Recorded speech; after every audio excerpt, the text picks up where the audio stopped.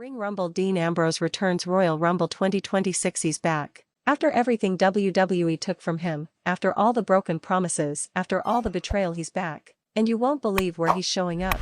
Jon Moxley just dropped a bombshell that's literally breaking the wrestling world in half right now, and WWE is absolutely losing their minds trying to do damage control. This isn't just some return announcement. This is chaos. This is a middle finger to everyone who doubted him, everyone who said he was done, everyone who thought his best days were behind him. Royal Rumble 2026 in Saudi Arabia is about to become the most controversial wrestling event in years, and by the end of this video, you're going to understand exactly why this is the biggest story in wrestling right now. But here's what's crazy: the mainstream wrestling media is completely dropping the ball on what this actually means. Stick around because we're breaking down the real implications here, and trust me, this changes everything. Let's get straight to it because this is absolutely insane. Jon Moxley, during a recent AEW Media Day, straight up confirmed that he will be returning to WWE for the Royal Rumble 2026 in Riyadh, Saudi Arabia. But here's where it gets wild: he's not just showing up as some surprise entrant. No, he's been actively working behind the scenes to make this happen, and his contract situation with AEW is more complicated than anyone realized.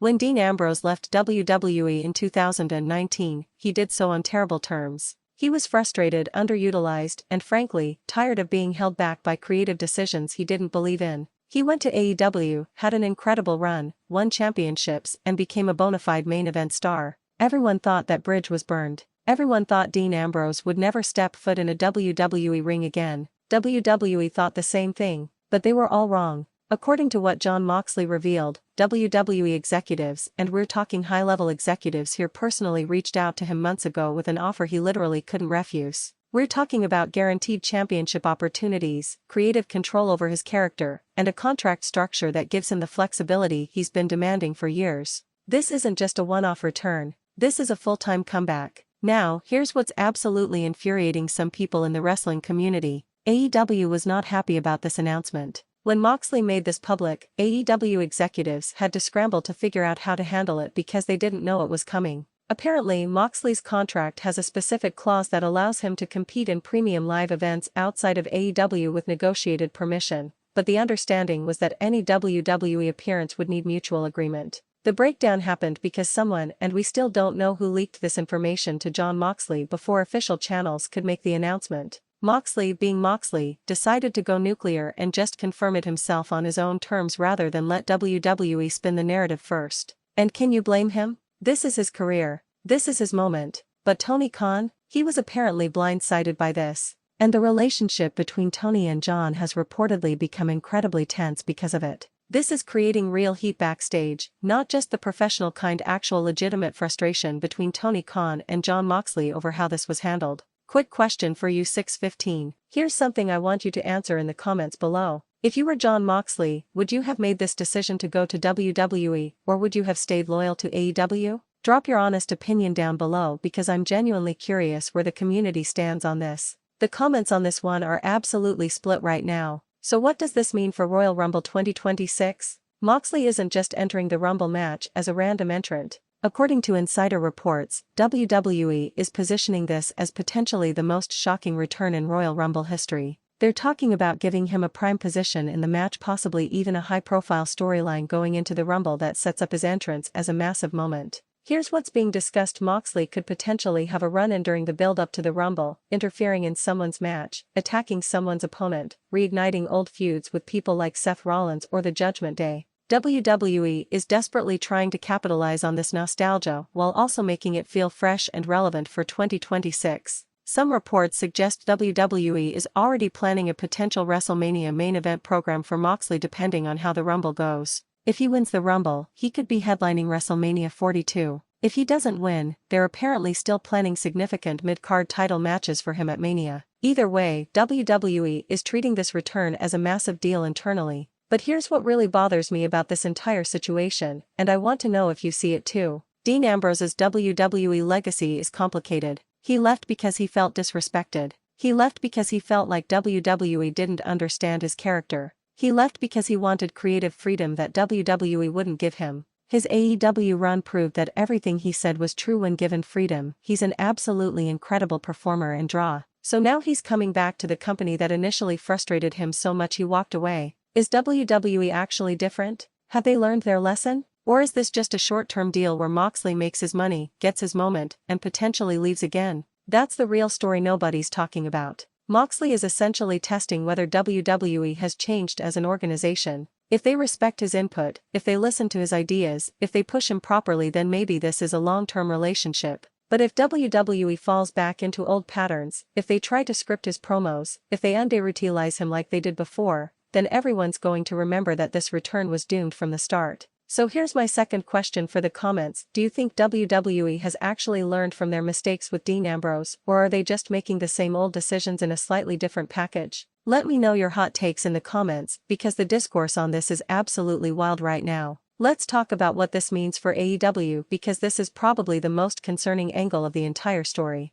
AEW has been working hard to be the alternative to WWE. They've been positioning themselves as the company where creatives have freedom, where wrestlers are treated fairly, where the business is done differently. But this situation reveals some cracks in that narrative. The fact that Jon Moxley was able to negotiate a deal with WWE without Tony Khan's full knowledge and approval is concerning. The fact that Moxley felt comfortable enough to publicly announce this without going through AEW first suggests there might be some trust issues brewing. Tony Khan's response has been relatively measured publicly, but behind the scenes, supposedly he's absolutely furious. He's apparently told people around him that he feels like Moxley violated the spirit of their agreement, even if technically he might not have violated the letter of the contract. This could potentially damage AEW's credibility as a place where wrestlers are free agents if Tony's response is seen as too heavy-handed. However, it also raises questions. Did AEW's restrictions on outside work get too restrictive? Did AEW fail to offer Moxley something he needed? These are uncomfortable questions for Tony Khan to answer, but they're being asked. This return represents something massive happening in professional wrestling right now. We're seeing WWE become more flexible, more willing to negotiate, more willing to open their doors to talent they previously burned bridges with.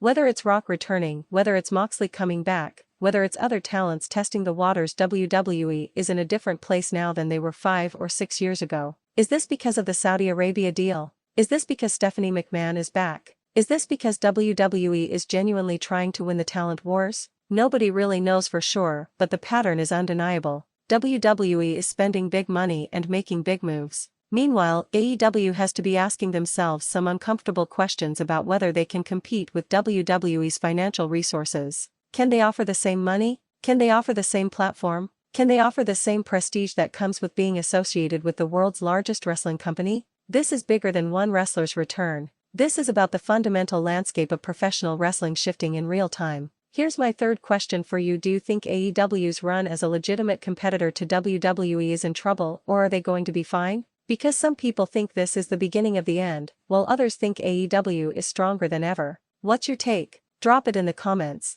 Let's break down what a Royal Rumble 2026 return actually means in a practical sense. The Royal Rumble is already the most unpredictable match of the year. It's the match where anything can happen. It's the match where surprise returns mean the most because the entire audience collectively loses their minds. Dean Ambrose showing up in that match, especially with the storyline we've been discussing, could legitimately break the internet. We're talking about trending worldwide on Twitter, getting mainstream media attention, absolutely dominating social media discourse. WWE knows this. That's why they're pulling out all the stops for this. But here's the thing about surprise returns in a Royal Rumble: the return itself is exciting, but what happens after is what actually matters for business. If Moxley returns, wins the Rumble, gets a main event shot at WrestleMania, and then delivers an absolutely incredible match, that's a successful return. But if he returns, gets eliminated in 10 minutes, and then fades into the mid-card like he fears might happen, then this whole thing could become a cautionary tale. What's really interesting is the psychological component of all of this.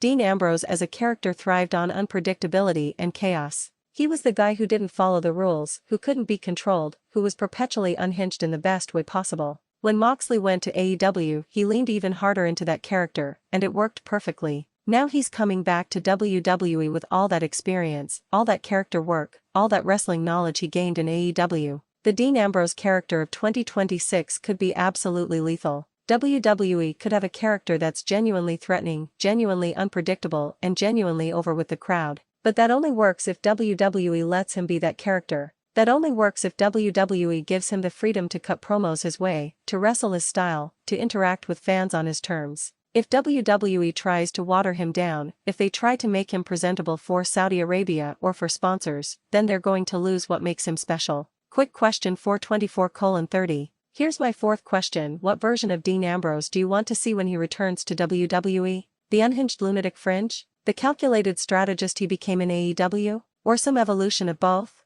Seriously, let me know in the comments because I genuinely want to hear what people are excited about seeing. Now I'd be remiss if I didn't talk about some of the pushback this return is getting. There are people who are genuinely angry about it. Some longtime AEW fans feel betrayed. They feel like Moxley is abandoning the company that gave him his freedom. They're asking if Moxley was so happy in AEW, why is he going back to the place he left in disgust? These are valid concerns. These are legitimate questions. Nobody's wrong for feeling frustrated about this situation. But here's what I think people need to understand: professional wrestling in 2026 isn't about loyalty to one company anymore. It's about opportunities. It's about money. It's about being able to do the best version of yourself. If WWE truly has changed, if they're truly willing to give Moxley what he needs, then going back makes sense. If they haven't changed, then this return will fail, and Moxley will have a built-in reason to leave again. But either way, he has to try it. He has to test it. He has to know. Some people are also upset about the Saudi Arabia aspect. Saudi Arabia has a complicated relationship with professional wrestling because of human rights concerns. The WWE has been running shows there for years now, and every return to Saudi Arabia brings this conversation back up.